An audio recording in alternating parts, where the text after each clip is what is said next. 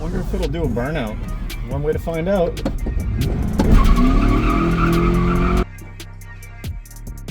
Oh God. I think that's some sort of underwear. And I'm getting pulled over.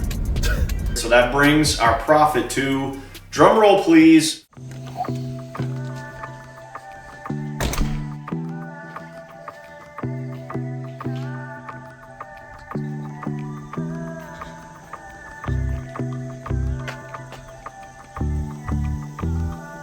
know what I could really use right now? Another project car. 7 is not enough.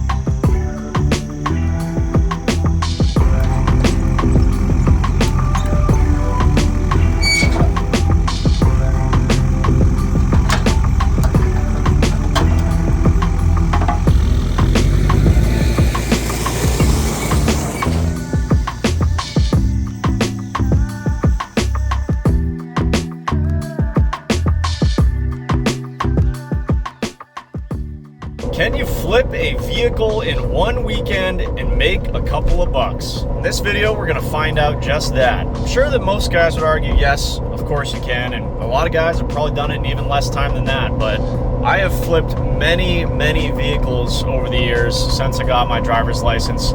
I have never tried to do it in one weekend, and I think that this vehicle that we're going to purchase is a perfect specimen for this.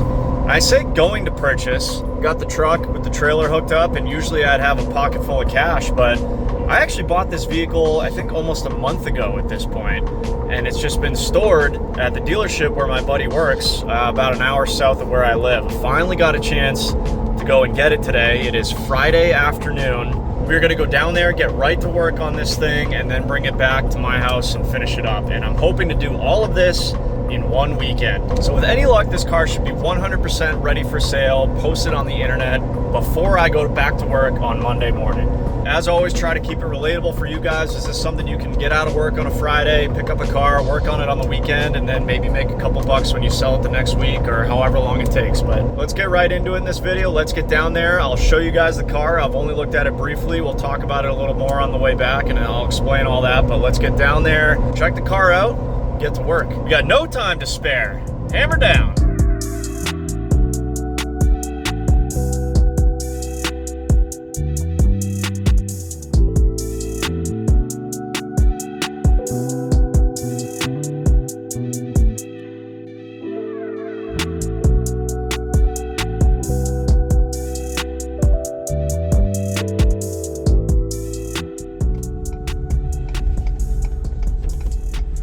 There she is.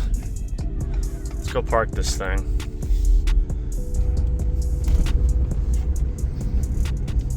Man, it's my kind of lot right here. Got a blue C7 Z06 and an E63 AMG with the 5.5 liter twin turbo, the Chris Sullivan tint package.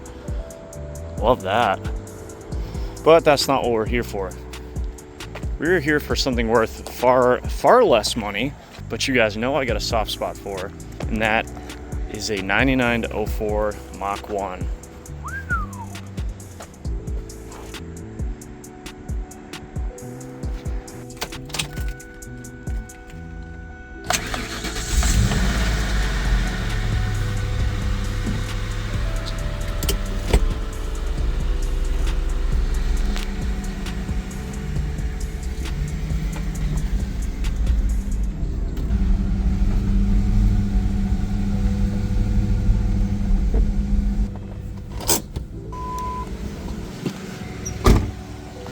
Alright guys, I apologize. I moved the car a little bit away from the road, so hopefully you can hear me a little bit better. But this is my new to me 2004 Mustang Mach 1.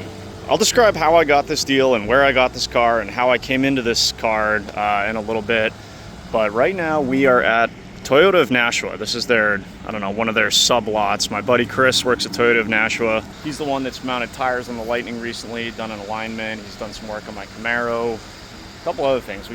A lot of us car guys in the area bring our cars and our stuff to him because he's got a sweet turbocharged 2-valve, I think it's an 01 Dark Hunter Green Bullet. Been friends with him for a long time, so he's actually how I got into this deal here. I'll get into that in a little bit later. For now, what's the deal with this thing? First off, question that everyone's gonna ask, how much did you pay for it? Paid $8,500 for this thing a few weeks ago. It is a 2004. This color is dark shadow gray. Mach 1, obviously, you can tell right away by the shaker hood scoop there. It's got, let's see, I don't even remember. 70,000, oh, I thought it was 72,000. Looks like it's got just under 70,500 miles. So yeah, let's walk around the exterior real quick. Really clean, straight car. Let's see, we got a little bit of a ding right there, but I mean, guys, no rust or anything. Super clean, straight car. As far as I can tell, it's bone stock down to the exhaust tips there. Super quiet. Bumper's got scuff there. Some of this stuff might buff out, we'll see. This quarter looks good. Really, really clean car. Door, nice and straight, no real scratches that I can see. Some of you guys might have already pointed this out. These Mach 1 stripes are normally black. Previous owner put silver on there. You can see the hood one is definitely seen better days. We can take care of that. Headlights, this happens on all these 99 to 04 Mustangs, just gets yellowing, faded. Front bumper and lip appear in good shape. Unfortunately, is that a hole behind there, or is just someone took a bite out of the license plate? Not sure. But yeah, overall real clean, straight, dark shadow gray paint. Interior, got the leather buckets. This pattern here is specific to the Mach 1. Same thing with the, if we get in here, this trim ring and the silver here is specific to the Mach 1. This one is a 5-speed. Thank goodness. This is the TR 3650 5-speed. Got the Mach 1 specific cluster there. Pop the hood.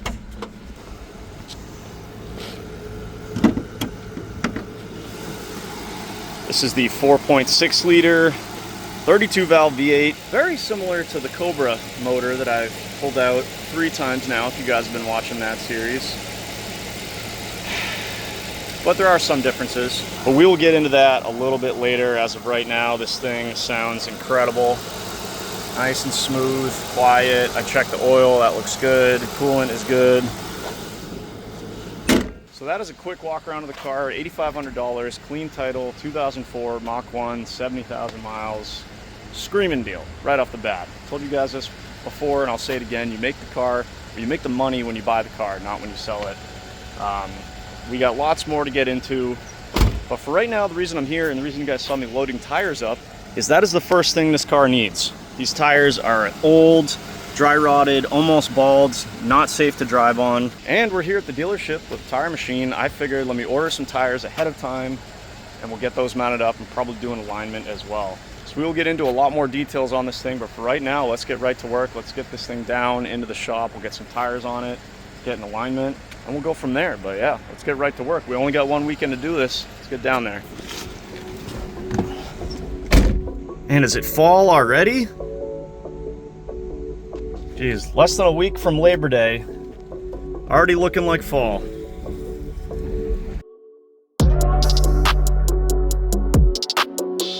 Car pulls to the left a little bit. Steering wheel's not straight, so I think we're gonna want to get an alignment while we're here. I think that makes sense. See it pulling left a little bit. Hopefully an easy fix.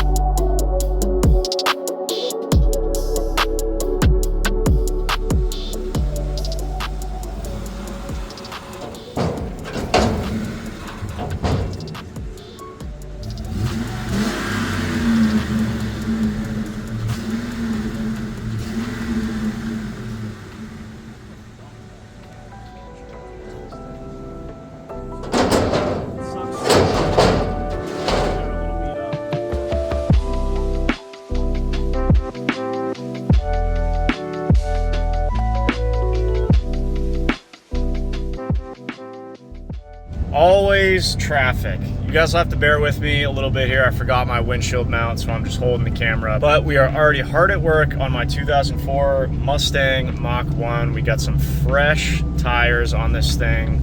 What are you doing, guy? Yeah, no, don't use a directional or anything. Those are overrated. Fresh meats are on. I went with the Lexani brand, which is actually the same brand that I've been running on my Mercedes for years. They are definitely a cheap tire. There's no doubt about that. But I've had great luck with them. They're kind of a softer compound, so they tend to be pretty grippy, which is good for a performance-oriented car.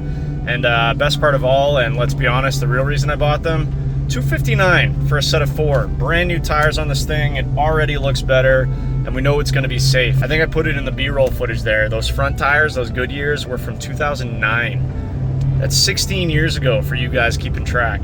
Also, I mentioned the car was pulling to the left a little bit, but we put it on the alignment rack and it was perfect. So it must have been from one of those tires was worn completely weird, or was run when it was flat at one point, who knows, but that's all set now. So we are headed back to the house right now. Just wanted to elaborate a little bit on how I came into this car. So my buddy Chris, who works at the dealership, his neighbor where he lives has had this car for like 15 years. And it's been kind of neglected for the last couple years. It sat outside for at least 1 year. And Chris had asked him if he wanted to sell it like a year ago, and he said no. And then finally, like a month and a half ago, he said, yeah, I'll sell it. And Chris was kind enough to reach out to me. He knows that I like to do this kind of stuff, and, you know, obviously knows about the channel and stuff. So he reached out to me, at which point I said, dude, I can't really do another project right now. I'm already barely keeping my head above water here. But when I went to get the Lightning, the alignment, and the AC charge on the way down to the body shop to do all that body work, if you guys are following that series, I was like, hey, I'm gonna go get a coffee. He threw me the keys and said, hey, take that Mach 1. So I went and looked at it, drove it, and the guy was asking 10 grand, which is already a great deal for that car, but I was like, all right, this has got to be a screaming deal if I'm gonna buy it. Ask him if he'll take 8 grand.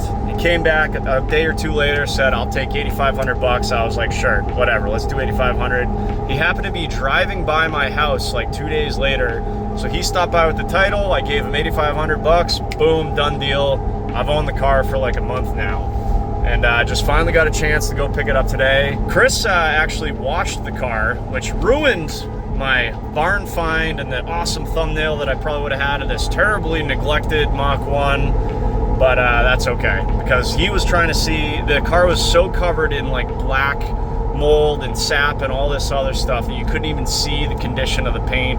So Chris wanted to wash it and see what the paint condition was, and you know, I think it's going to clean up pretty nice. So fast forward 3-4 weeks to today, we just picked up the car. We already got brand new tires on it, and we are ready to keep working. So let's get back to the house and we will go from there.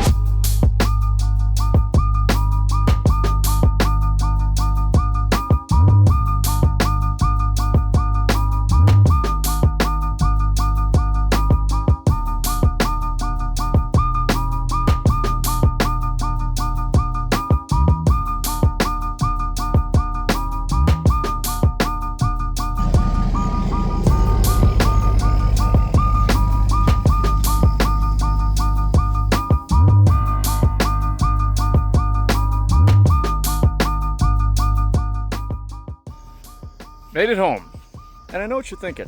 Hey Chris, why is this thing still on the trailer? Why is the trailer and car behind your arborvitaes on the side of your property? Well, truth be told, tomorrow I have a car show that I have to leave for at like 5:45 a.m. South Shore, Massachusetts, and then Sunday I'm booked all day with previous commitment. So this is not happening this weekend. The theory still works though. It is 6:30 on the nose right now, so I'm, you know, time out. We're stopping the clock right now for this weekend. And then in 2 weeks, 3 weeks, a month maybe, we'll see. Whenever I decide I have a full weekend to devote to this car, we will start the clock again at 6:30 on Friday after work, and we will get going on this thing.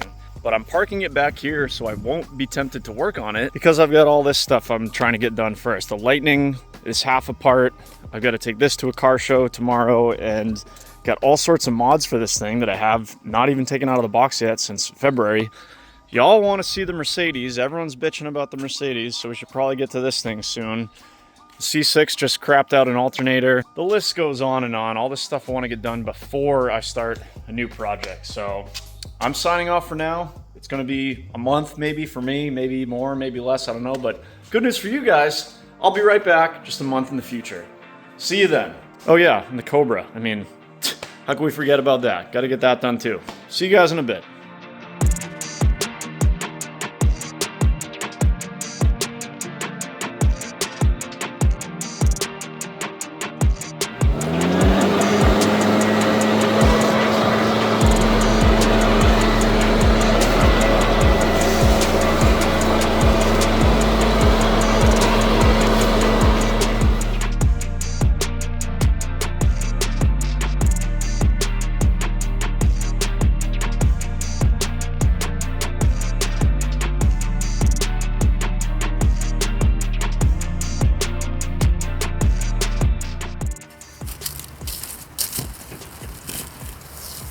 Well, if you can't already tell by the trees and the grass and the vegetation, it happened again.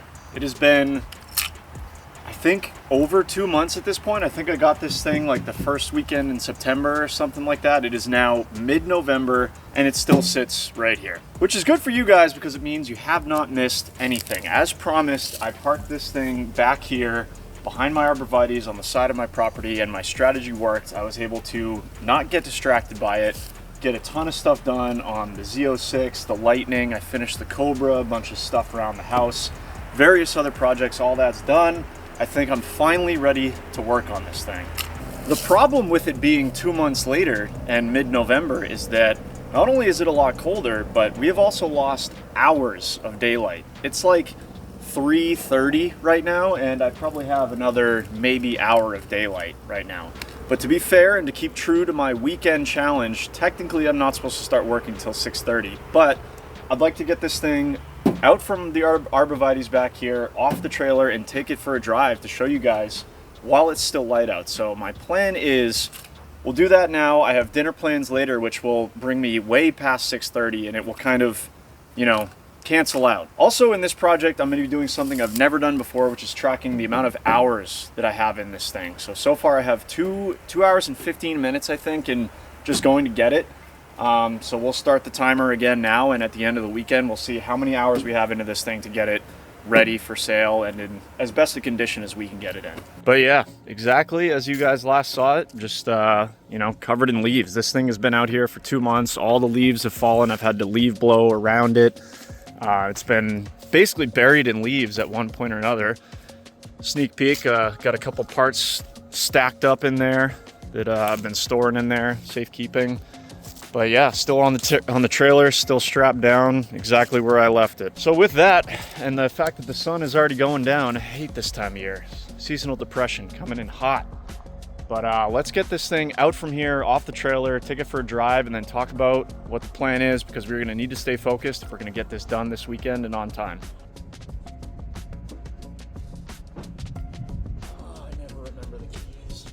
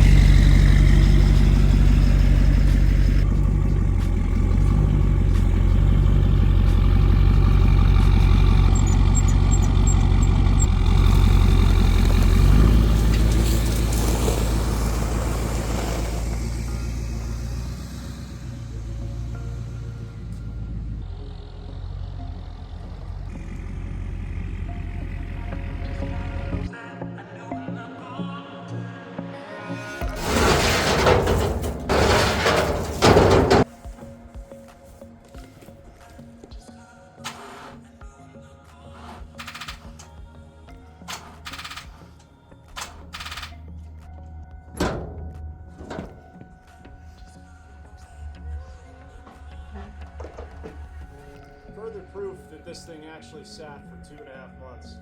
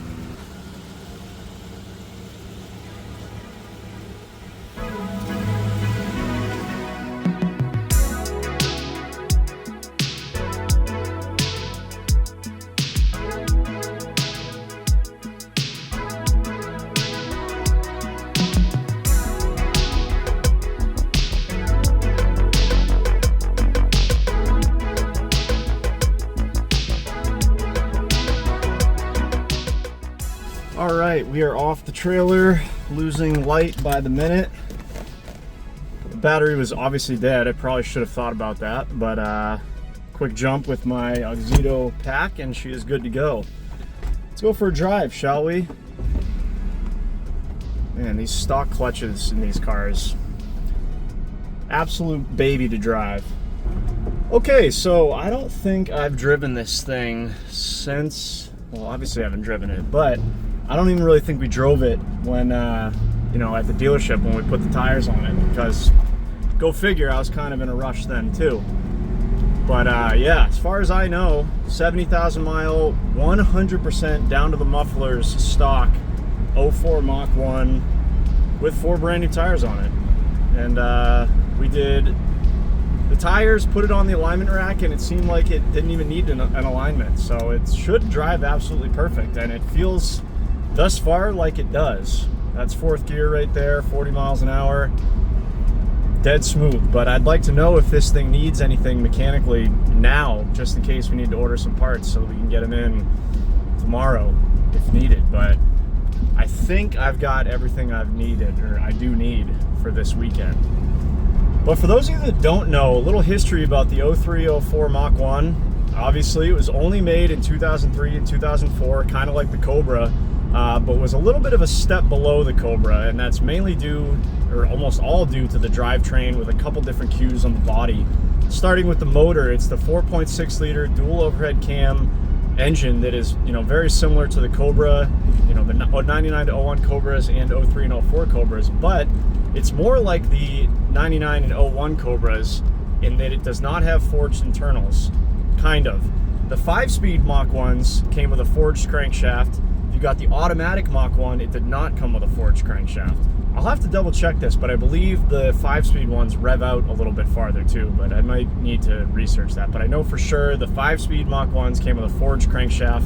Automatic cars did not. Other than that, got cast rods, cast pistons, but it does have the same heads as, you know, the Terminator Cobras, Aviators, everything. They were basically all the same. This is an 04, so it's going to have the 9-thread heads, which is pretty sweet. Intake manifold is going to be the same as a 99 to 01 Cobra, just without the little snake on it. I believe these were rated at 305 horsepower and, I don't know, 300-ish torque. Naturally aspirated. That was pretty darn good back in 03. Other drivetrain differences, this thing came, instead of with the T56 6-speed that you'd find in the Cobras, this one's a 5-speed or a manual car. This comes with the TR3650. 5 forward gears, obviously 1 reverse gear. Not nearly as strong as the T56, but it also, you know, doesn't need to hold up to as much power. Rear end wise, the Cobras come with an IRS from the factory, even though my blue Cobra had a solid rear axle. The Mach 1s and GTs and Bullets and all that came with an 8.8 solid rear axle. Okay, right off the bat, we've got a check engine light, which I did not know about, so we'll have to scan that at some point. ABS light I knew about, and we'll talk about that a little bit later. But as far as the interior goes, the Mach 1 got its Mach-specific gauges, silver trim here, silver trim down on the shifter. The seats are the 03-04 Cobra style with the bolsters and headrests, but they have their own unique design with the silver stripe there, front and back. As far as the exterior is concerned, the Mach 1's got a set of specific scoops on the rear windows, which are actually also on the Bullets. Mach 1 chin spoiler, obviously the Mach 1 hood and that beautiful shaker, and then the matte black spoiler, as well as, you know, the decals and stuff. Other than that, it's, you know, very, very similar to any other 99 to 04 New Edge SN95 Mustang. But these cars are cool, man. There's no way around it. I got the dual overhead cam engine, in most cases a 5-speed transmission. Pretty nostalgic car for, you know, a lot of guys that had some of the older Mach 1s. So I've always thought they're cool, even though they're not the top dog Terminator. They are definitely cool. Jeez, I'm driving these in my boots here. Got to get used to this clutch. But man, this thing drives like a dream. Pulls through all 5 gears. I can't remember the last time I drove a stock exhaust Mustang. Like, I feel like a lot of you guys can probably relate to that. Even you buy a 20-year-old Mustang, what are the odds it still has the stock exhaust on it? That's the first thing you do when you get a Mustang, is do exhaust on it. This thing is silent.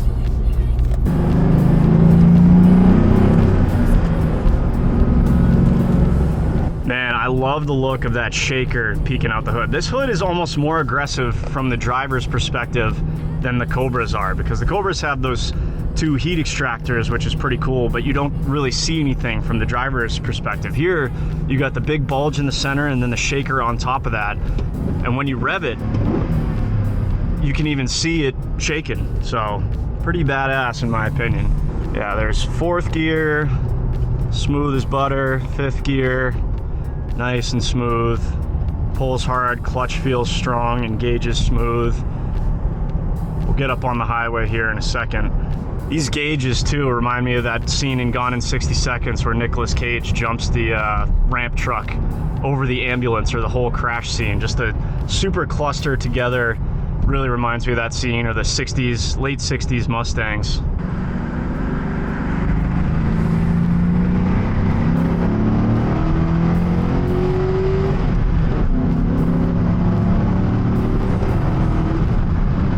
Oh yeah. I mean, she's not a rocket ship. It's not a Terminator or a Cobra or anything like that. It's a bone stock Mach 1, but she pulls hard. Drives good. We're at 60. Let go of the steering wheel. Yeah, feels good. I have no idea how old that gas is, so, you know, when you have a vehicle that's been sitting for a while with old gas, you want to just get it right on the highway and just give it the beans. No, usually not. Don't do that. But it's not boosted. It's probably fine. Yeah, this thing drives great. It's so quiet. Brakes feel good, decent. Rotors aren't warped or anything. Drives good. No clunking. Everything feels tight. I like it. Oh, is that a CTSV?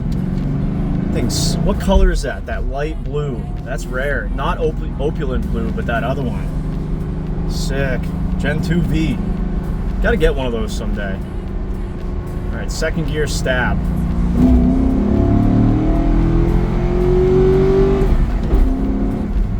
Woohoo! Man, there's something about a stock car with a stock clutch and a stock shifter just banging gears. It's like easy. It's not like those super tight short throw shifters that can sometimes be notchy and like it revs so fast that you get all nervous. It's like you can bang gears in this thing all day. It's a blast. God, those Cybertrucks are so ugly. Ugh. No thanks. I'll keep my 20-year-old Mustang. Wonder if it'll do a burnout.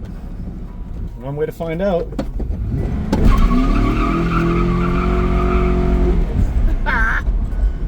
Oh yeah. Friggin' sick, dude. Skirt! Alright, so that's a good test of the clutch, rear end, drive shaft, a little bit of brakes just to get it going. We're mint, guy. We are mint. Don't mind the check engine light and the ABS. You don't need those where we're going. Shoo! Alright, successful test drive. Car rips through all the gears, brakes feel good, we are not overheating. We've got, in the case of Ford gauges, we've got oil pressure, no idea how much, but it's in the middle. Coolant, also in the middle. I've been driving it for about a half hour now and not really taking it easy, and everything's good. So we just got to see what this check engine light is, what the ABS light is for. I think we got a plate light out that I noticed, no big deal. Headlights work, fog lights work, all the interior lights work. I know the AC works because I picked it up in August or September and it was real hot. Heat is blowing hot, which is more appropriate for this time of year. Oh yeah, that feels nice. We got ourselves a driver, boys. Like a nice stock, easy driving Mustang Mach 1, baby. All right, let's get back to the garage. We got to get to work. No time to waste if we're going to finish this project this weekend. All the beans.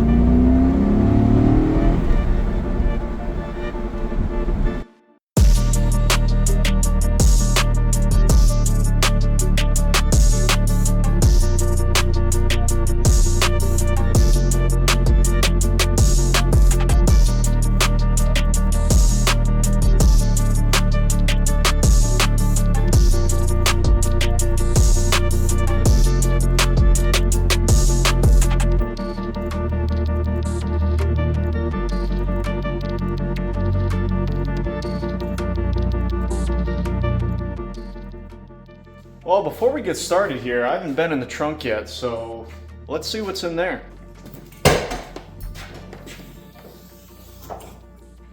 Okay, we got some firm grip, general purpose gloves. Firmly grasp it. One winter glove. Got a Gen 2 koozie. This is a bottle opener that looks like an extended middle finger of sorts. Okay, and that is it, I think. Oh. Is this a... Oh God. I think that's some sort of underwear. Okay, under here we have, oh yeah, the original spare tire, like that. We have a commercial ice cream scooper, big Sharpie. More Sharpies. I don't know what this guy did for work, or I don't know. Sam Adams bottle cap. Got a golf tee. Actually, I think when he came down and sold this car to me and we met for the title, he was coming from the golf course, so that would check out. Another Sam Adams bottle cap. Come on, man. How'd they end up back here? I don't know what that is. 15 amp wall outlet. Harbor Freight flashlight, okay. There's more stuff like buried under the tire here. The whole thing out. Wow, there's a lot of bottle caps back here. Like 17 bottle caps. Why did they all end up in the trunk? More permanent, we got like a million permanent markers. BJ's, coupons, old floss things, that's gross. I don't know, I'll show you guys here. There's the pull so far. And here's what else we got. Bottle openers, bottle caps, BJ's coupons, golf tees. I don't know, a bunch of trash, basically. So we're gonna have to vacuum this out. But we got a set of pliers, so that's cool. And some gloves and Sharpies. Okay, I gotta leave for dinner soon, so let's quickly go over the scope of this project for this weekend. This is not gonna be like the Cobra where it took a year and a drivetrain swap, 2 drivetrain swaps, and 7 dyno tunes and this, that, and the other just to make like 5 grand. This is more what I've been doing for a long time, and that is quick flip, improve some stuff, make it almost perfect mechanically, as perfect as you can cosmetically, and sell it for a profit in a couple weeks or a month or whatever. In this case, I'm gonna challenge myself, try and do it in a weekend. So we are not going for perfection here. We're going for as good as we can get in a weekend. Is this gonna be a show car? No. Is it gonna be worth 30 grand? No. Is it gonna be a really good looking cruiser for someone that's gonna look a heck of a lot better than it does now? Absolutely. Should be an awesome transformation. Let's get up on the whiteboard, make a list, and talk about what we're gonna need to do to this thing. Okay, 04 Mach. First of all, this thing needs a bath. Then after that, it's definitely gonna need the decals removed, new decals installed, new decals. And it's gonna need a serious paint correction, then some sort of ceramic coat or sealant. The interior is super nice, and we'll go over that in a little bit, but it needs cleaning. So interior detail, got to figure out what the ABS situation is. ABS sitch. Check engine light, sitch, C-E-L, sitch. What else? Headlights, new headlights. Those ones are smoked. Engine bay detail, probably. Need a bigger whiteboard already. And probably a quick oil and filter change. It's got good oil in it. Well, it's got oil in it, but it's kind of dirty, and who knows when it was changed, so we'll change the oil. Okay, that is a good start. That probably will add more, but this is a lot to get done in like 48 hours. So let's start with that and see where we get. Oh yeah, big one. Bumper repair / repaint. Let's talk about that right now. So I talked about this when we first picked the car up. License plate had a big hole through it, and I was hoping that it was just a license plate, but of course it went right through. So it looks like someone backed into or drove into a trailer hitch maybe after a few too many Sam Adams. And I've debated with this for a while. Do I just toss a plate on it? These Mach 1s and GTs, they come with the bumper that has it, like it's molded for a plate. It looks terrible. I don't know what Ford was thinking, that no matter what, even if your state doesn't require a front plate, you've got this molded thing in here. So you could easily put a dress-up plate on it and call it good. But because I like to torture myself, I think I'm gonna fix this and then repaint the bumper, which is a huge undertaking in and of itself, especially if we're gonna do this whole thing in a weekend.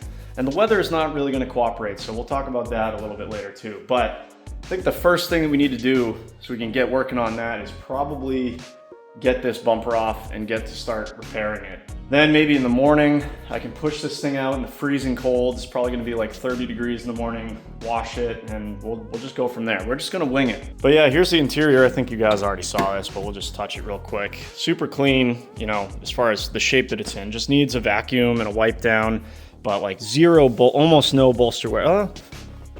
I guess we could dye that, clean that up a little bit, but there's no holes or anything. The bolster looks decent. Everything else looks good. Back seat looks like it's never been sat in. So it's got a dumb aftermarket radio in it. It said something about Facebook notifications. Who the hell wants to, you know, who cares about that? I'm gonna see if I can find a factory radio for it. But interior does not need much, just a good cleaning. But my wife is calling me right now on the screen. I can see her, which probably means that I'm late for dinner as is. So yeah, I'm gonna do that. We'll pause the time. I'll come back later tonight. We'll hopefully get this bumper off and then get ready to, you know, start going at this car. I need to get going like yesterday if we're gonna get this done. Let's chit chat. Let's get to work.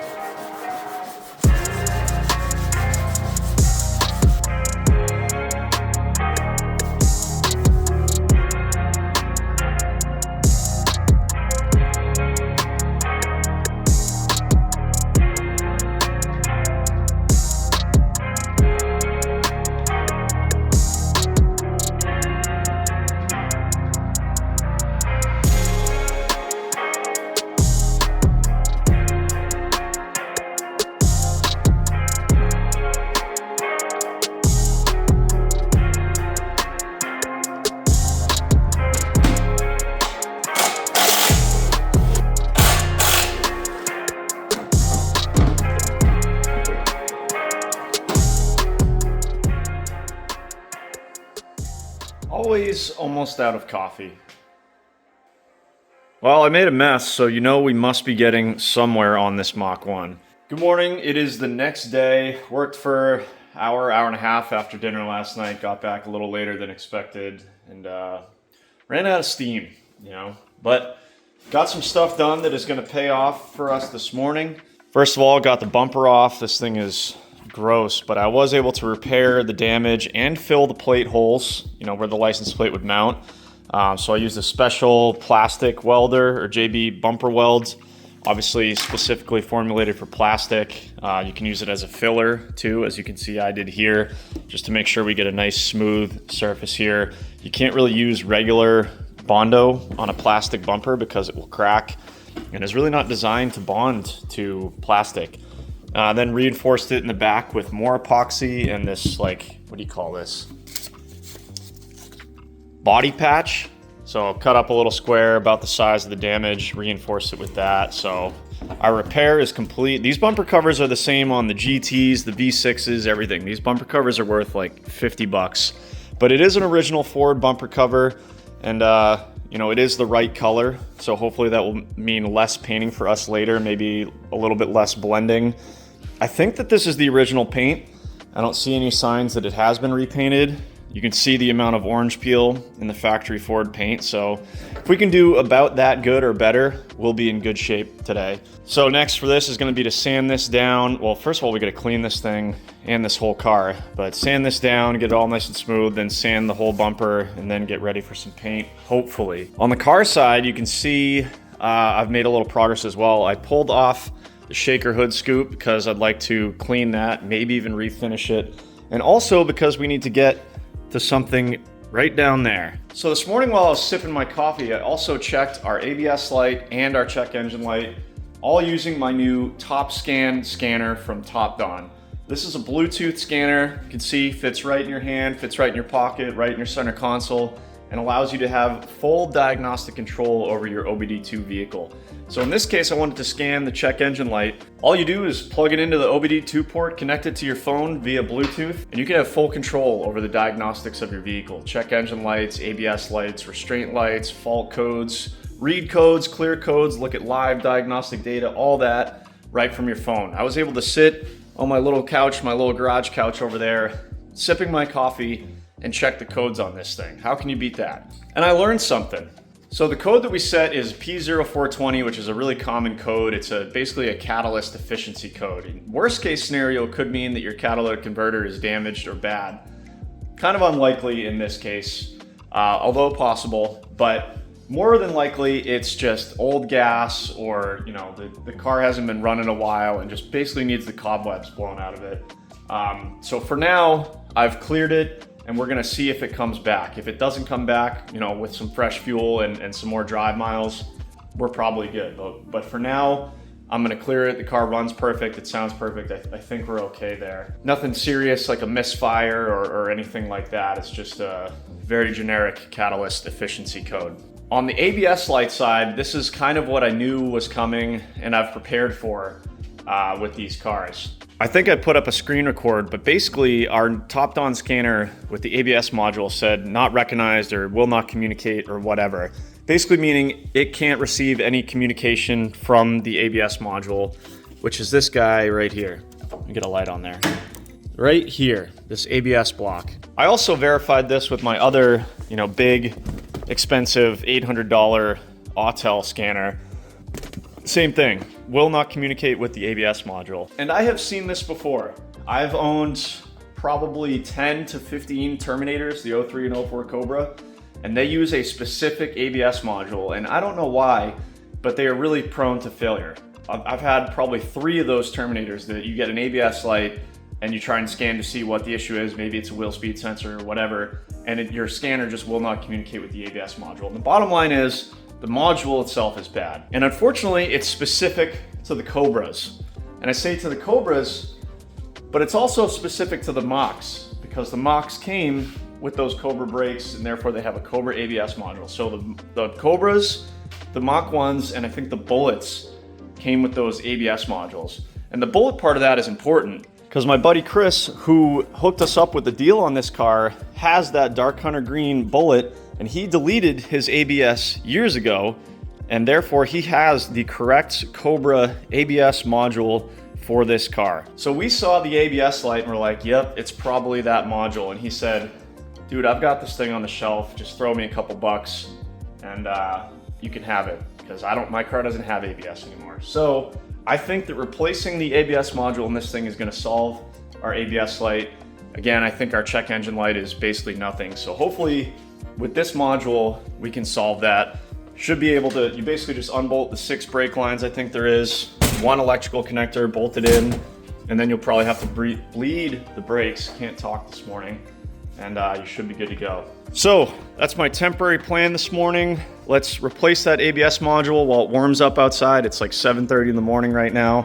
Then we can get all this stuff outside, pressure wash, completely go through, wash and degrease and clean, and then we can figure out if we're gonna be able to paint this thing outside today. The weather says it's supposed to be windy, which is not great. And I am prepared to potentially make a temporary paint booth in the garage here if I have to, but we got a little bit of work, or a lot of prep work to do before then, so let's quit the chit chat, have another sip of coffee, get right to work.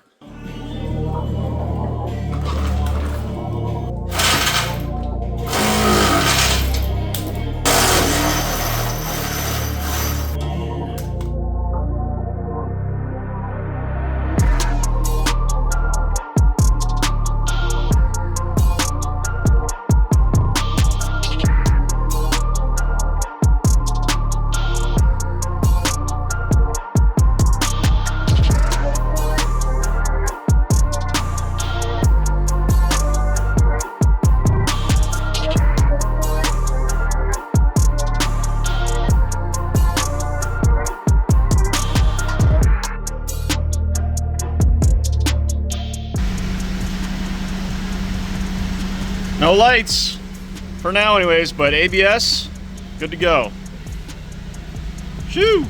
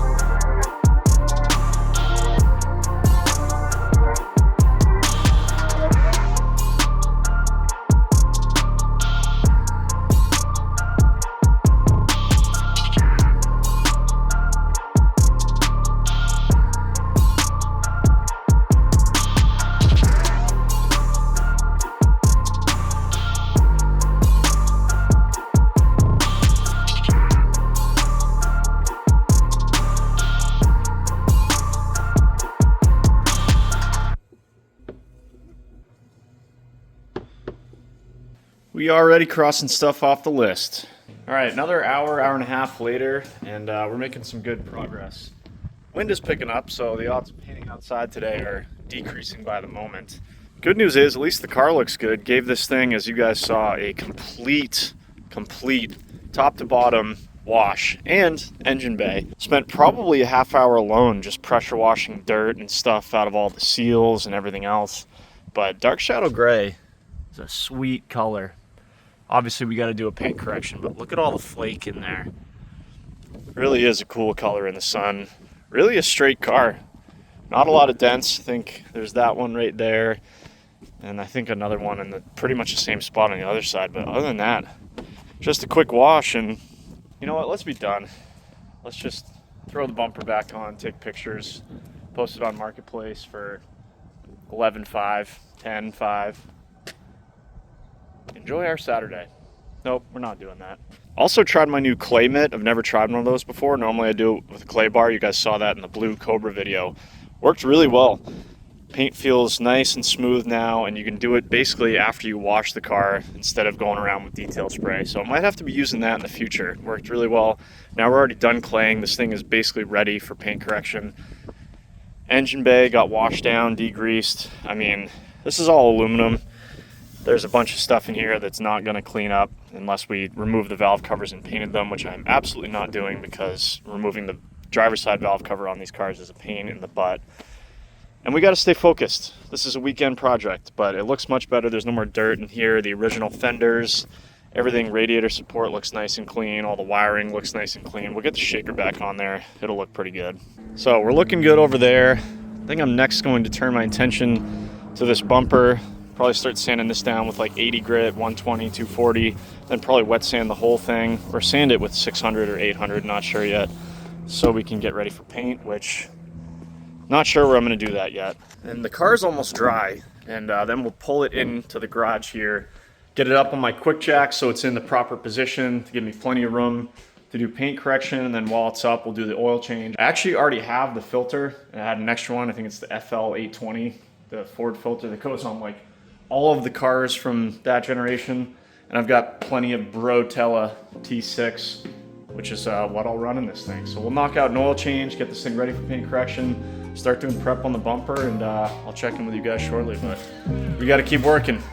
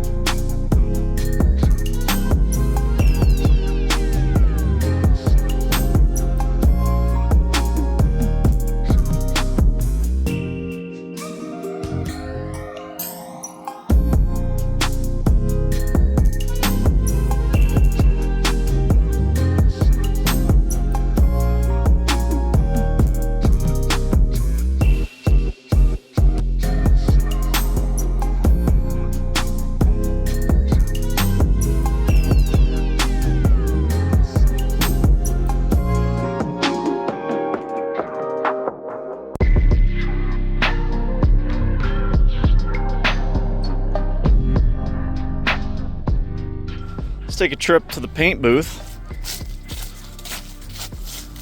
Sterile paint booth, surgically clean, if you will.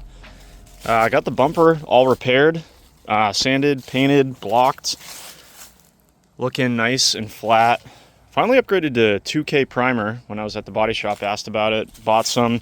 Also got those cups that, you know, are one-time use, so you don't have to be cleaning your gun as much, and worked out really well.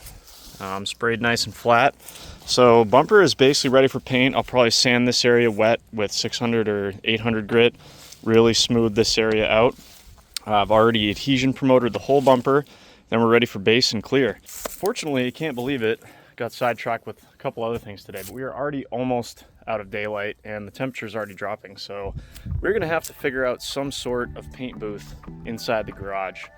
I got a couple errands to run right now unrelated to this project, so I'm going to put this in the sun while we still have it, then we'll put it in the garage, get the Mach in the garage, change the oil, probably back all the other cars out, figure out some sort of paint booth, and hopefully get this thing sprayed in dark shadow gray.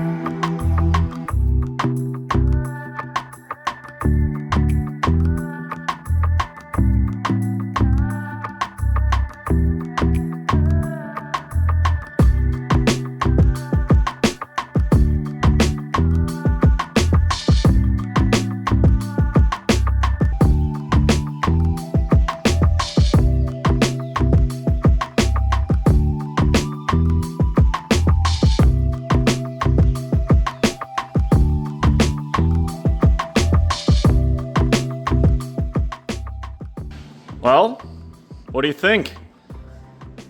Welcome to the paint booth.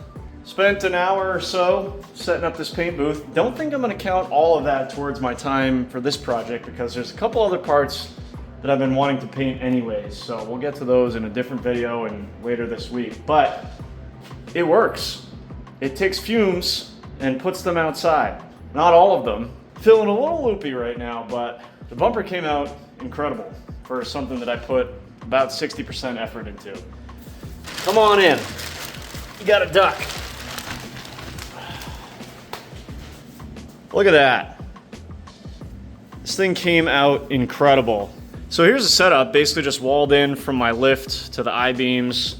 Had some leftover insulation from a project I did in the house years ago. Took a box fan and a filter, blowing it out that way. Same thing over here with just a window fan. Works pretty well. The floor is all taped up so it doesn't get all over my floor. I didn't see anything escape this little chamber here. I backed all the cars out just to be safe anyways, other than the Mach because we're gonna do a paint correction, but I didn't see any clear coat or fumes or anything out there. But this bumper came out incredible. No more hole.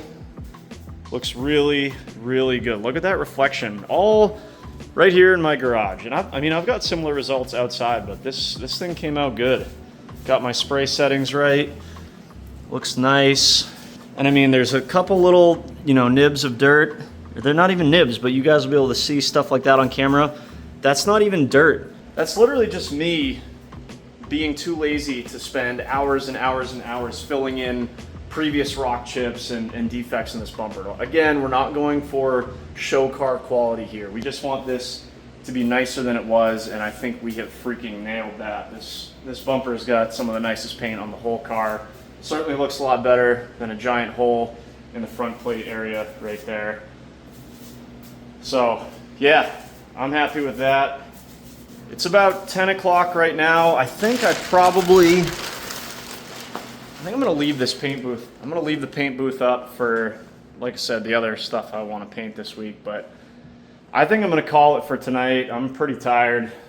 Had to wake up at like 6 a.m. or 5:30 a.m. with my newborn child. Apparently they cry and poop a lot, and he was crying this morning at 5:30, so I'm beat. I'm probably gonna regret it because there's still so much work to do on this thing tomorrow, but I still think it's possible to finish this thing on Sunday.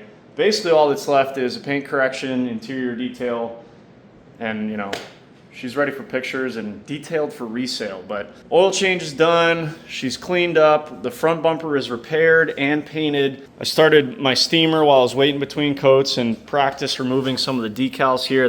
I think they're gonna come off reasonably easy. Any residue that's left, that should come off real easy with some acetone. And then tomorrow we can talk about the new parts that I got to replace those. Same thing with the headlights, but you guys probably already know what's coming there. The only thing I'm kind of concerned about is this debacle right here. This thing looks like the Sahara Desert. I don't know why someone put on the silver stripes anyways, but they have been caked on here. I might need to use a rubber wheel to get these off if the steamer doesn't do it, but it's rough. It's rough, so we'll see what happens here. But yeah, I'm gonna call it for tonight.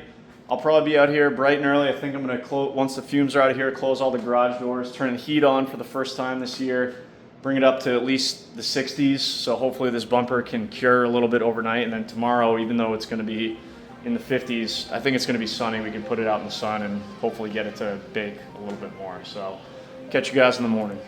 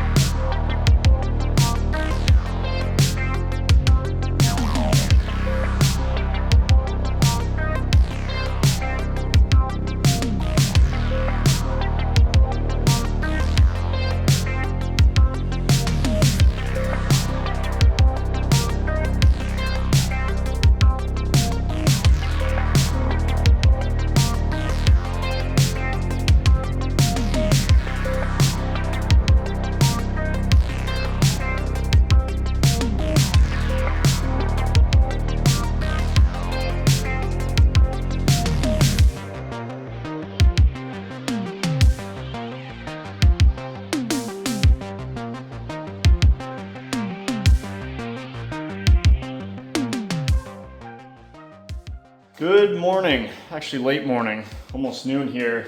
Been plugging away for, in total, probably about an hour and a half. Get sidetracked with some stuff on the honey-do list. You know, can you assemble this shelf for me? It'll only take 15 minutes. Hour and a half later, here we are. Anyways, bumper is out in the sun, curing. It's actually a beautiful day out there. Direct sunlight, nice and warm, no wind. So that thing should be curing up pretty nice. The metallics, that flake in the sun is beautiful color. Got one baby run. Got a little greedy with the clear coat, trying to get a nice smooth finish last night, but I think once it's cured up, that'll be easy to quick wet sand buff, no big deal. On the car side, spent some time this morning figuring out a plan of attack to get the old decal off, and it was a battle royale. This thing was cooked on there. I started with Goo Gone, and I started with the steamer and the plastic razor blade. What worked here was the steamer and the plastic razor blade. Really softened it up, allowed me to scrape it off. Then I had to get all the adhesive off, which I used Goo Gone to get like the first heavy stuff off, wipe that off, and then acetone to get the rest of it off. So this is totally clear.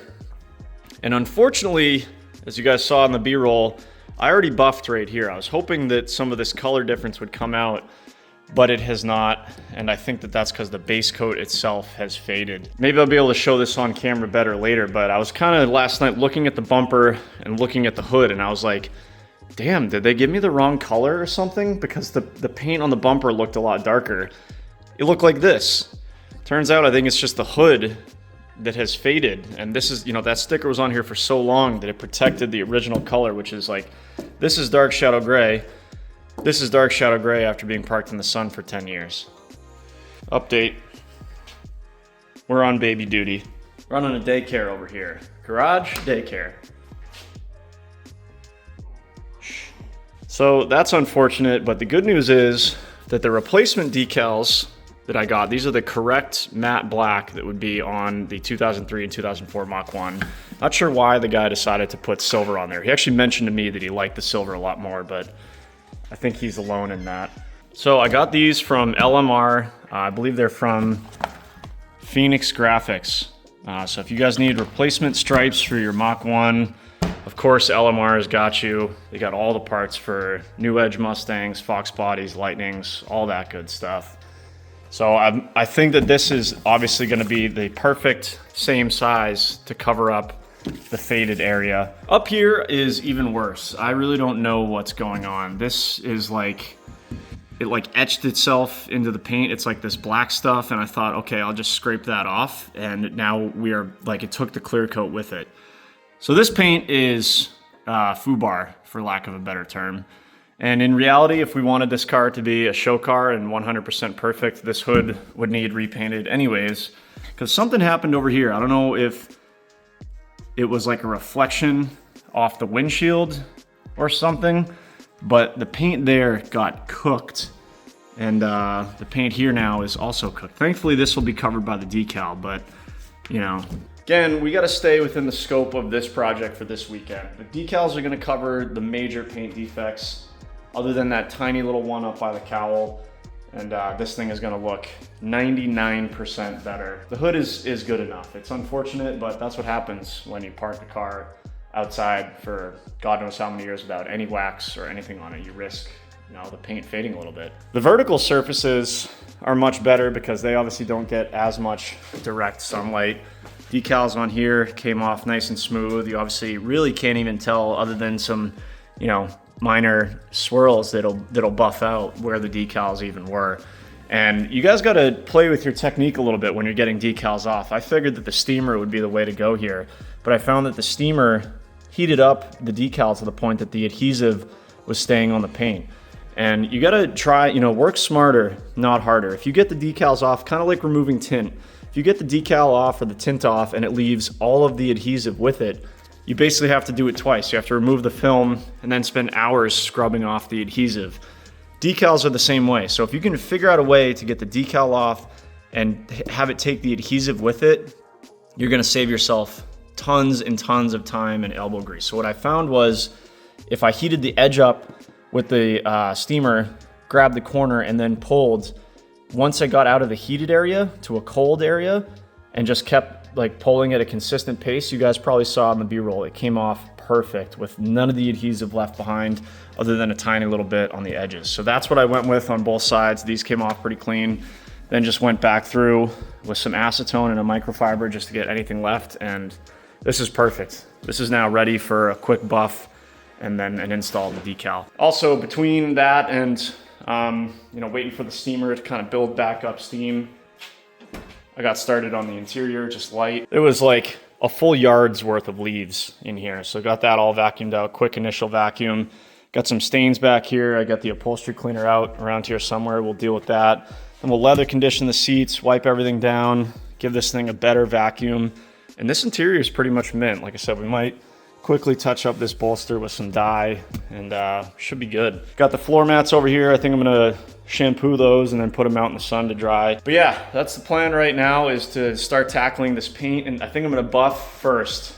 I think on the vertical surfaces, the horizontal surfaces, like the hood, the roof, and the deck lid. The deck lid's bad. They always are, just like the Cobra. You know, lots of swirls, scratches, watermarks. It's actually not, doesn't even look terrible on camera, but it is. So on those surfaces, I think I'm gonna have to do like a two-step correction. But in the interest of time, in hoping to get this done today, I think that I'm gonna try and get away with a one-step correction on this car on the vertical surfaces. Just find a combination of pad that gets rid of most of the defects, gives us a good shine, and that saves me from having to do a full cut and then polish. If we can do like kind of a combo, that would really be good. And then we'll seal it all up with like a ceramic or a sealant wax or something. Again, I'm not gonna kill myself, till 3 o'clock in the morning getting this paint 100% perfect, when at the end of the day, it's driver quality. There's a ding in the quarter.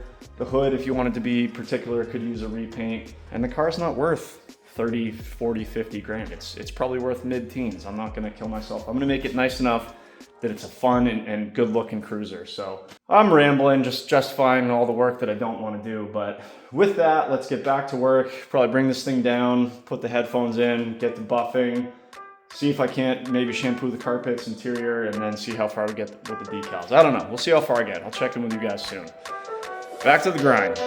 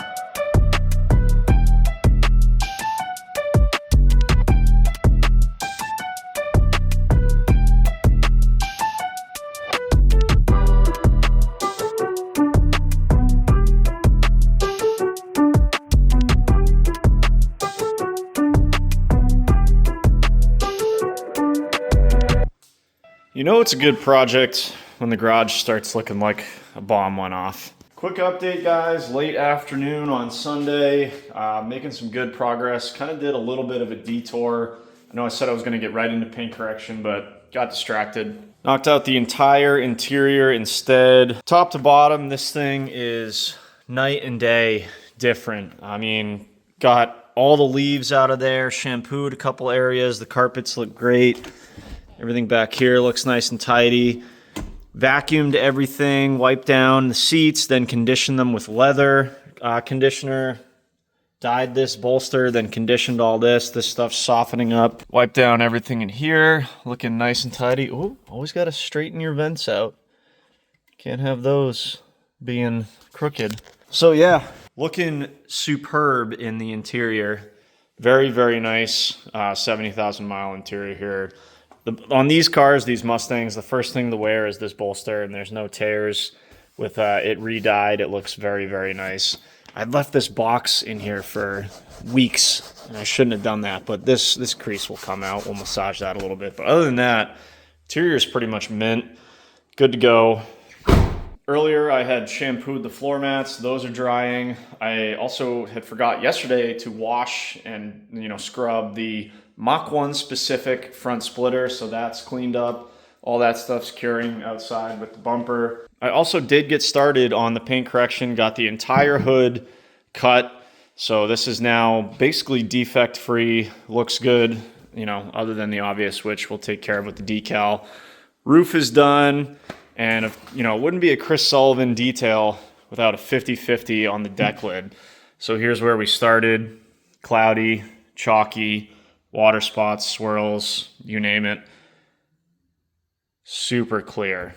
The deck lid has a similar paint defect to the hood. I don't know what this is. It's like a black spotting of some sort. Kind of follows along over here and then fades out right there. But it's the same on both sides. So I don't know if it's a weird reflection from the rear window or just, this thing just sat outside for too long or what. But again, we got to stay within the scope of this project and not get caught up with diminishing returns. I'm not going to repaint this whole deck lid for whatever that is. It's not a perfect car. It'll be very, very nice when I'm done, but it's not going to be perfect. But this area came out very nice. So hood's done, roof is done, deck lid is done. I just still got to do this side, but all the horizontal surfaces are done. I also did a little experiment with an orange cutting pad and some finishing polish. And I think that is the recipe that I'm going to go with for all of the rest of the car to give myself a one-step correction. So I did this half of the front fender, and it's looking really, really nice. I could stand back here and tell you guys it's perfect, but if we come in really close, let me see if I can even focus. Yeah, see, like right there where the light is, there's a couple deep scratches. And I could sit here and compound or cut the hell out of this paint and take it way down and spend hours and hours and hours making it show quality perfect. Or I could just do a one-step correction and get us 90% of the way there, bring the shine back, remove most of the swirls, most of the defects, save for, some really deep stuff that you'd have to be right up on it for. And again, diminishing returns. I just want it to be shiny, like not kind of cloudy right here. Shiny, looks good, then we'll seal it all up. That's gonna save me hours of time and it's gonna be good enough for this car. I'm kind of underselling it. I'm really picky with paint. I'm sure a lot of you guys are too, but it's gonna look good when it's done. So the sun is going down as it does pretty early this time of year. So I'm gonna put the headphones in, get back to work, finish my one-step correction, maybe toss the bumper back on, toss the shaker scoop back on, start wrapping this thing up, hopefully. But the inside is done. There's not that much stuff left on the list, but we know that paint correction takes a while, so let's get to work.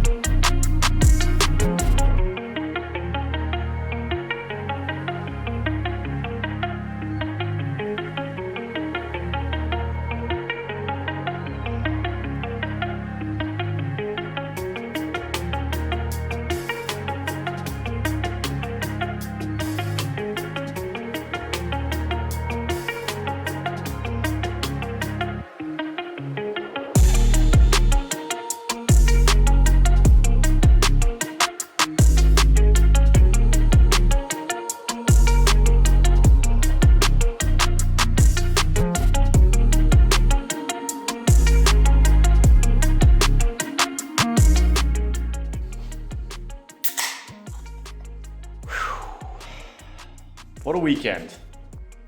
Well, I'm throwing in the towel. I'm a quitter. Ridicule me in the comments. It is Sunday at 6 o'clock. The car is not done. It's kind of close, but definitely not there yet. We're missing a bumper and headlights, for crying out loud. But I'm calling it for tonight. I've probably logged on the car about 7 hours today, maybe 6.5. Could I stay up till, 11:30, another 6 hours or so and get the rest of this car knocked out and be 100% done? Absolutely. Could I have skipped dinner on Friday night and, been 4 hours ahead at this point? Could I have not run all the errands that I had to run yesterday and today, not done some stuff with the Lightning and devoted all of my weekend 100% to this? Yes, I could have. Could I have started this project before I had a 3-week-old child? Yes, probably should have, but I just, you guys know how it goes on this channel, and I'm sure your lives are probably a lot the same. Just didn't have time. So what I'm trying to say here is it is definitely possible to do this in a weekend, and I could still finish tonight, but I just don't want to. I've been running around like a maniac, either in here, outside, around the house, around town, whatever, all weekend, and I want to go chill. I want to go hang out with my wife, my newborn. Family is more important than YouTube, as much as I love you guys. So I am going to finish this tomorrow after work. We'll start right about this time, probably around 6 o'clock. And we will definitely finish before midnight. I know it looks like kind of a disaster right now, but the decals are on. I did not listen to the instructions, and instead of waiting 3 hours to remove the backing paper, waited like 3 minutes, and so there's some bubbles and stuff in there, but I'm hoping that when the water evaporates, I can squeegee those out. We'll see. That one looks good. The entire top of the car is completely buffed and then polished as well. My one-step correction is done through this door, and then same thing on the other side. So there's like 30% of the car left to buff. Toss the bumper on, toss the headlights in, quick ceramic coat, toss the shaker back on, and we're done. So I think that's easily doable in the 5 hours that I have remaining in this weekend challenge. I know that we're not technically in the definition of a weekend, but you guys can give me a little bit of flexibility here. We're already at the start of this video. That's kind of already out the window because I picked up the car in almost August and it's now November. But at the end of this, we will add up the hours. I guarantee you it's going to be totally doable in a weekend if you don't have a newborn and 17 other projects and dinner plans and all this, that, and the other. You can devote a weekend to it. You can do this, and this is a big project. This is a big project. So I'll catch you guys tomorrow after work.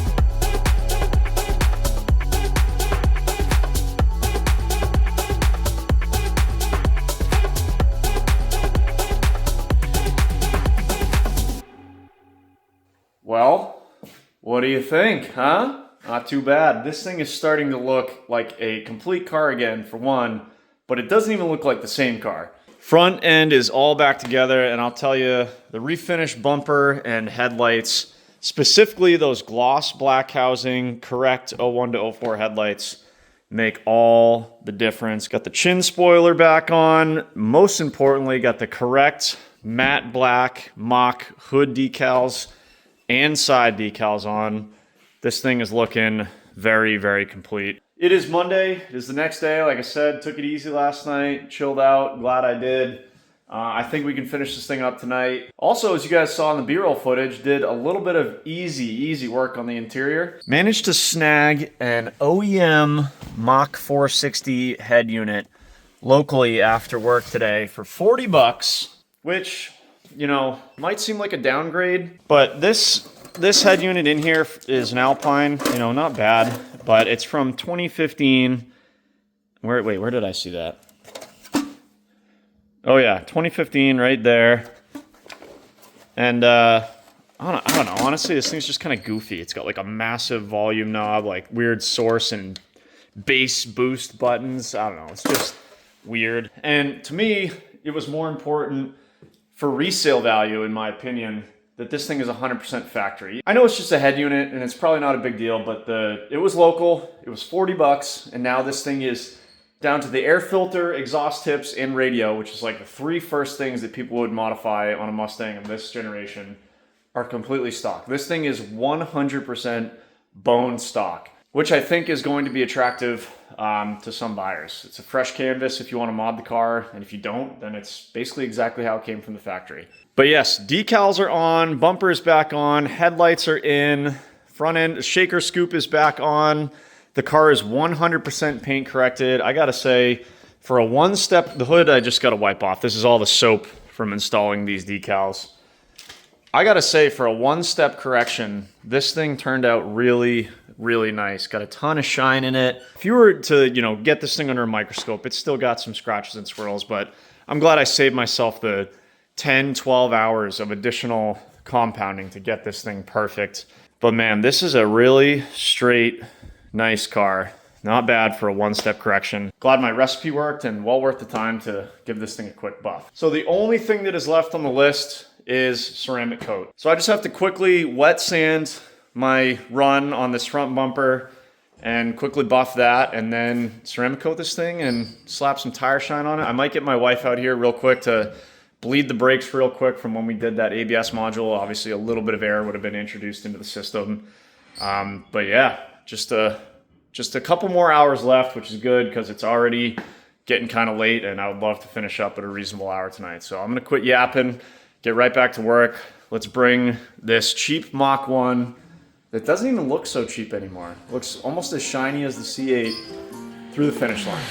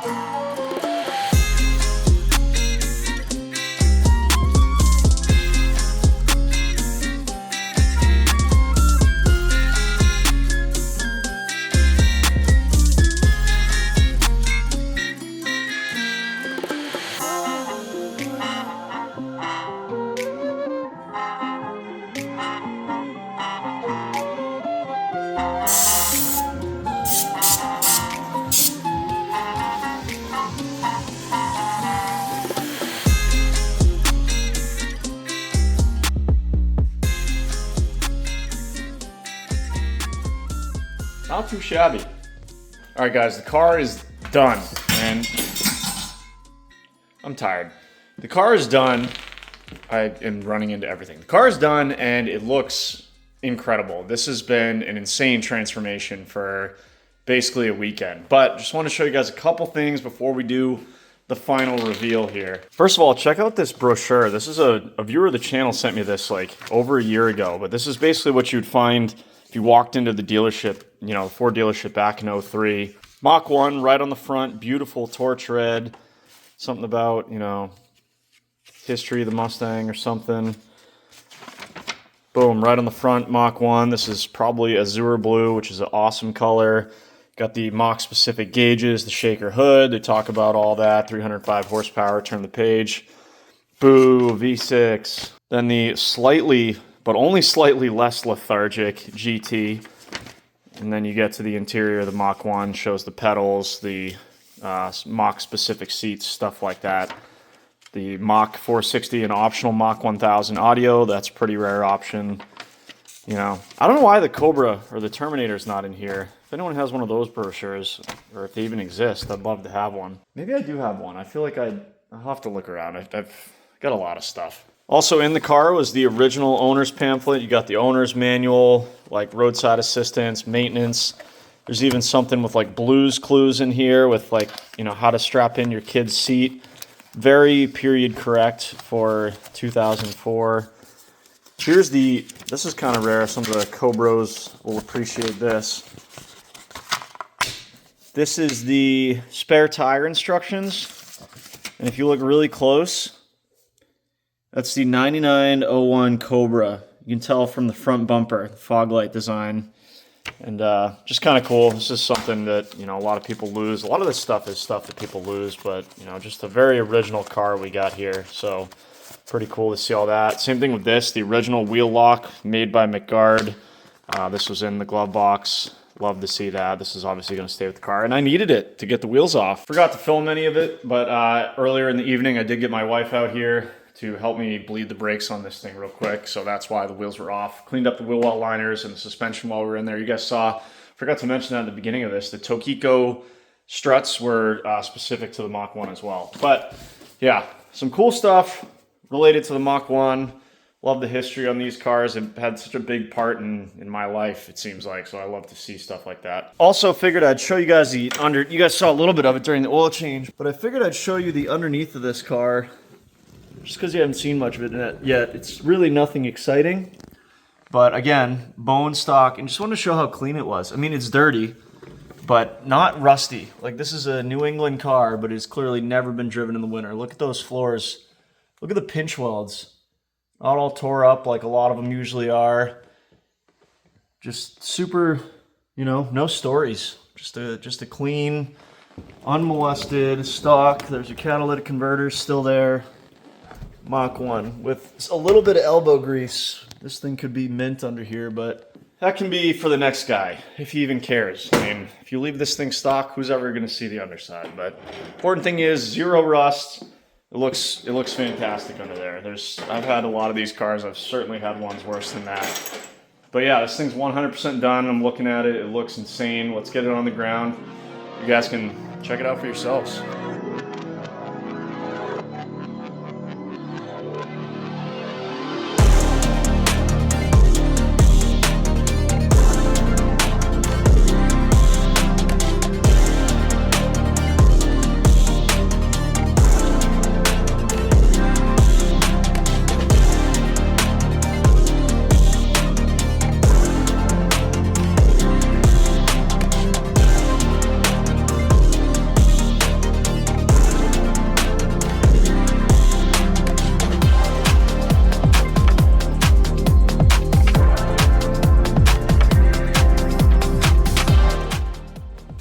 And for a weekend's worth of work, basically, this car, it doesn't even look like the same car. You know, when I first laid eyes on this thing in the Toyota parking lot, I knew we could make it look good, but I didn't know it was gonna come this far. In just basically one weekend. Fully paint corrected, got the new decals on, got the shaker, ceramic coated with the trim restore, same thing with the wiper cowl.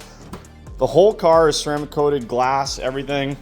Also, I didn't film this, but wanted to show it. Again, the engine bay is not perfect, not within the scope of this project to pull valve covers and powder coat stuff. But I did get in here with the trim restore, ceramic coated, all of this stuff. Beautiful radiator cover in good shape. Coolant tank, got a bunch of the hoses, the whole shaker assembly. I mean, compared to how this looked when we first opened the hood of this car, you know, just a few days ago, looks a lot better. Fresh synthetic oil change, topped off the brake fluid when we bled the brakes. Looking, you know, not a show car, but definitely nice and tidy in here. Car looks menacing from the front. Again, it's a bummer that Ford put the front plate cutout molded into the bumper, but hey, at least we don't have a front plate on there, and at least there's not a giant hole down there as well. Also ceramic coated and restored the Mach 1 specific chin spoiler. Got our brand new correct 01 to 04 Mustang headlights. Fresh tire shine on the factory 17-inch Mach 1 wheels, which aren't perfect, but you know, not too bad either. New decals on the side, nice and tidy around back. Polished up the exhaust tips real quick. Just a clean car. Clean car. You guys already saw the interior, but got that factory doubled in there. 100% factory on the inside. The seats are in great shape. Carpet's in great shape. Everything's in great shape. Everything works. Windows, locks. Beautiful 100% original dark shadow gray 04 Mach 1 coupe with the 5-speed. Oh, all right. What a weekend. So yeah, I know guys, again, technically I didn't finish it during the weekend, but last weekend was, what holiday was that? Veterans Day. Shout out to all our veterans out there. Last Monday was Veterans Day, so let's just pretend it was a 3-day weekend. But seriously guys, I'm looking at the whiteboard right now, which fell off the wall, so I can't show you, but I'll put a screenshot up right now of how many hours I have invested in this thing. It ended up being a total of 23, including 5.5 hours today, Monday after work. So it's pretty late right now. I'm pretty darn beat, but this is easily doable in a weekend, you guys. If we take that 5.5 hours, it really only means we have to split up 2 3/4 hours anywhere on those 3 days. I mean, you could have put in those 5 hours on Friday night even, instead of going out to dinner, or instead of the errands that I had run on Saturday and the random stuff on Sunday. The point being, if you devoted most of the weekend to this car, easily doable in 2 days. I always seem to have a lot going on, but maybe when I was younger, I could have really knocked this out in a day and a half or 2 days. But either way, you know, got some other stuff done. Basically did a mini, we'll call it a mini restoration of this Mach 1. I think this car was at the point where if it got any worse, it might have fallen into the wrong hands, but I think that we brought it back to its as close to showroom as it's gonna get within a budget, you know, without basically completely restoring the car, which it doesn't really need. It looks fantastic for being like 20 years old this year. So at this point, normally I would go through what do we make on the car? How much money to make? Well, I don't know yet because I didn't sell it yet. I'm gonna do a little bit more market research, and then tomorrow, most importantly, we're gonna get this thing outside so you can see it in the sun, do a walk around, we'll drive it a little bit more. We can talk about how we're gonna sell this thing and hopefully how much money we're gonna make. But right now, I need to go put my feet up and maybe get some shut-eye, so catch you guys tomorrow.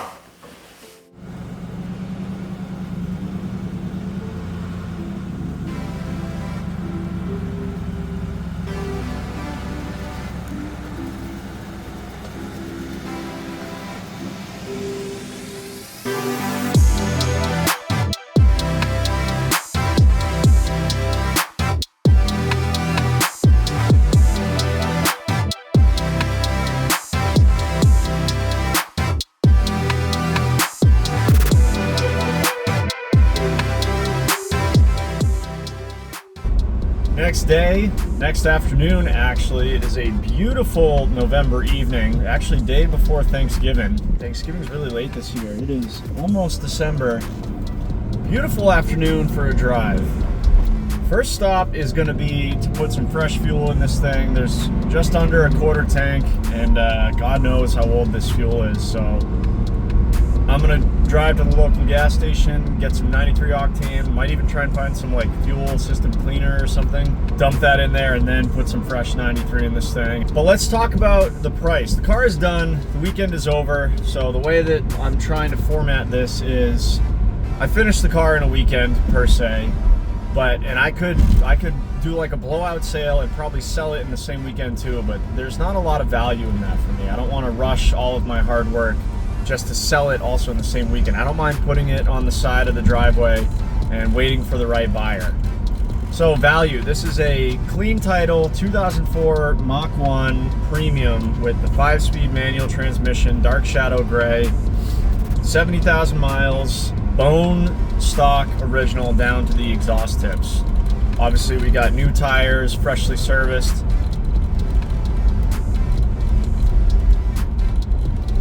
But other than that, she's ready to roll. No, God! No, God, please, no! No! No! And I'm getting pulled over. No! Probably because I just tossed a plate on this thing. There's like 2 cops in this whole town. I never see them. And of course okay, yeah, pull out in front of me, that's fine.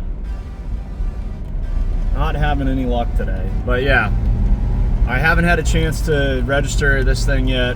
I know I should have, but I just got stopped for no registration, and he's in a good mood because it's the day before Thanksgiving, so he said just take it home and don't take it out again, which is fair. Better than a unregistered charge or fine, and then also the cost of a tow.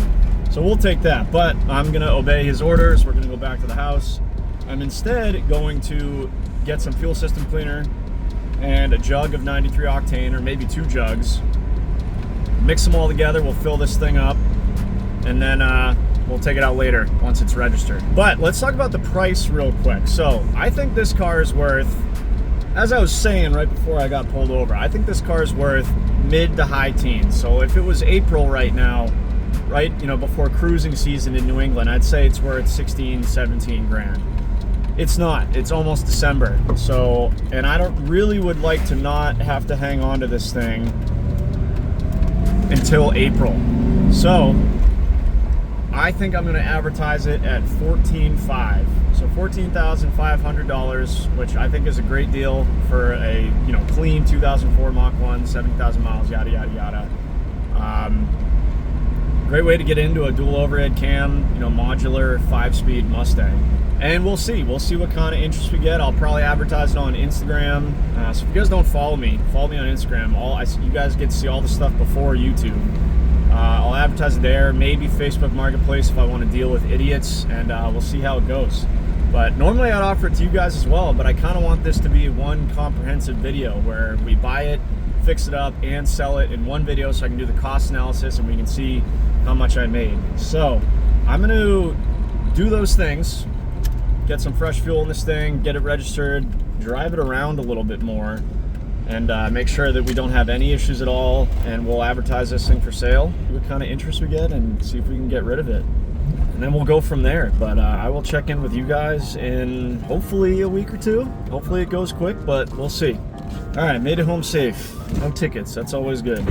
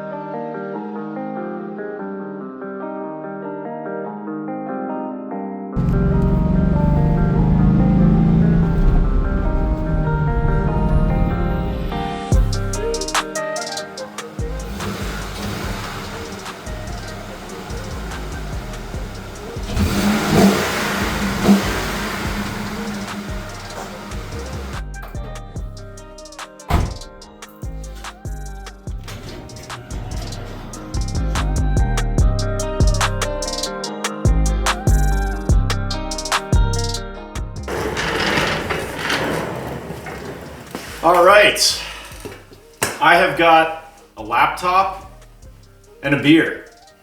This one's Kona Big Wave. I don't know if you guys have ever been to Hawaii, but had this for the first time in Hawaii. Fantastic beer.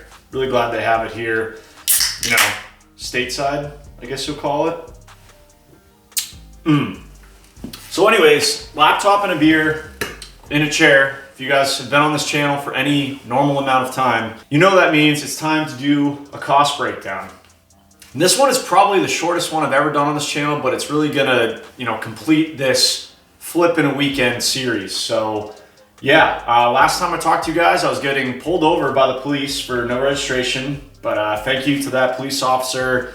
He said, A, I've never run into you before, and B, it's the day before Thanksgiving, so I'm in a good mood. Just take it home and you're all set. So shout out to him. And as a funny side story, there was a power outage on Thanksgiving right outside, and they had a police detail out there. And I was like, you know, that sucks that officer has to work on Thanksgiving. I'm gonna bring him a plate of food. So I walked out there with a plate of food, and it was the guy that pulled me over, and he was like, hey, you're that Mustang guy. And I was like, dude, I swear this has nothing to do with that pullover thing. I was just trying to bring you some food on Thanksgiving, but he was totally cool. But anyways, it has been a couple weeks since then. I've since got a temporary registration plate on the Mustang, been driving it around, put some fresh 93 octane in it, some fresh Seafoam. It runs perfect. It runs and drives absolutely perfect. It's a dream to drive this thing. 80 miles an hour on the highway, put cruise control on, merging on the highway, runs strong through all the gears, brakes are good. I mean, it's a bone stock Mach 1 with 7,000 miles on it. I don't know why you'd expect anything less, but point being, I wanted to make sure that that check engine light didn't come back, which it didn't. I wouldn't expect that it would have. I think that sometimes you get that code when cars sit for a while. You get bad old fuel, exhaust that doesn't fully get up to temperature, doesn't allow the catalytic converter to fully catalyze those exhaust gases. But yeah, car's perfect. You know, it runs awesome. So as I think I discussed in the last video, I priced the car at $14,500. Advertised it on Instagram. A bunch of people reached out, advertised it on Facebook Marketplace. The worst. Is this still available? Yes. Gone. I got plenty of will you take 10,000 cash? Okay, how else were you planning on paying? A, B, no. So it was up for a couple weeks. Eventually got a message from a guy. He beat me up a little bit on the price, which, you know, whatever. We're heading into winter here. I ended up taking $13,500 for the car. Could I have held on to this thing until spring and sold it for 17, 18 grand? Yes, probably very easily. There's plenty of Mach 1s on eBay and Auto Trader right now with similar mileage for 18, 19, 20 grand and more, but they're probably gonna sit all winter or sit for the right buyer. I've always been a quick nickels are better than slow dimes kind of guy, meaning right now I'd rather, especially now that I have a YouTube channel, I'd rather make room for another project, keep the content rolling. So $13,500, I think that's a great price for this car. It's a fantastic deal for a clean title, 70,000 mile, 2004 Mach 1 with the 5-speed in dark shadow gray. And believe it or not, this thing is going overseas. It's going to, I believe the Persian Gulf. I asked the guy where he's from and he said the Gulf. And I think that means the Persian Gulf because he's shipping it to his buddy in California, who is then going to export it onto a boat and ship it to, you know, somewhere in the Middle East. So yeah, this is this car's last few days in the US. But yeah, as I mentioned a few weeks ago, I didn't want to end the video until I truly knew how much I could sell it for. I could say this is what it's worth, but the vehicle's only worth what it sells for. So I sold it for $13,500. So what does that make me? Let's look at the numbers. Man, compared to the Sonic Blue 03 Cobra, this one is short. So we bought the car for $8,500. I put brand new tires on it right off the bat. Basically got the cheapest ones I could find on eBay in the correct size. That was $259. My buddy Chris mounted those tires and gave me that ABS module. I think I gave him $150 for the module and for mounting the tires. So $150 for that. The headlights were $129.98 from Rock Auto. Those are the what brand are those? TYC, the TYC brands, like 60 bucks each per side. The Mach 1 stripes, so the hood stripe and both side stripes from Phoenix Graphics. I got those through my friends over at LMR, $183. Oil change with Brotella and a Motorcraft FL8, I think it is, filter, $43. And that OEM Mach 460 radio that I picked up for 40 bucks. So that is a grand total in parts of $804.98.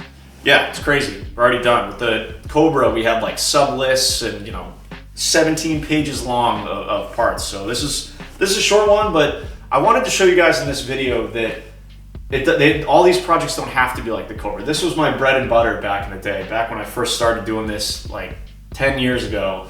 You can do a quick flip. You can get a car, put not a lot of money into it, not have to swap 3 motors, a clutch and everything else, and you can still make a good profit. Also, real quick, last night had my buddy Scott from Seacoast Dent Repair come over and get those dents out for me, one on each quarter panel. PDR'd those real quick. He's an expert at his craft. No cost involved there because A, he's my friend, and B, he also just picked up a Mach 1 from Florida with a blown motor, so I'm heading up there this weekend to help him pull that because God knows I know how to pull the motor out of a Mustang. $804.98. That brings our grand total investment to $9,304.98. I sold the car for $13,500, so that brings our profit to, drum roll please, $4,195.02. So, not bad for a weekend's work. So if you recall, we had 23 hours time into this thing. If you do the math there, it's $182 an hour. Not too shabby. Not too shabby for a weekend's worth of work. I've had better flips than this. I've had cars that I've done the same amount of work to and made $8,000, $9,000. I've had, I don't know, cars that I've put hundreds of hours into and only made like $6 grand.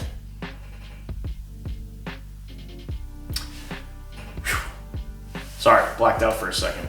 But hey, that's just the way it goes sometimes. All the money things aside, I'm glad that I got this car. Regardless of what we made on it, I'm glad that we were able to bring this thing back. Like I said, if this thing got much worse, it might have gotten in the wrong hands or, something could have happened to it. But I think that I brought this thing as close as I can to showroom condition without going, balls to the wall. If you wanted this thing to be showroom, repaint the hood, repaint the deck lid, and then you're pretty damn close, honestly. This is a very clean car other than a couple paint defects in the hood. But as far as the return on investment there, I don't think there's a whole lot. I mean, this is gonna be a driver, 70,000 miles for someone that I think it looks good enough. So that's gonna do it on the weekend flip. Total time, like I said, I think I bought this thing in August and it is now mid-December. So let me know in the comments, was this truly a weekend flip? But the time doesn't lie. 23 hours invested in this thing. So if you could buy a car, work on it, and advertise it correctly, you might be able to do this in a weekend. But is that financially advisable? Because you probably have to not ask the right amount of money for it. I don't know. But I don't want to add any more time to this right now. So I'm going to cut off the video here. Give this video a thumbs up if you liked it. If you enjoy these quick flips, let me know in the comments. If you haven't subscribed already, consider doing so. It'd be awesome to get to that 100,000 subscriber mark. And let's keep this thing rolling. So yeah, thank you guys so much for watching. We'll catch you in the next one. It's Friday night. Let's turn up. Just kidding, I'm old. Go to bed at like 8:30.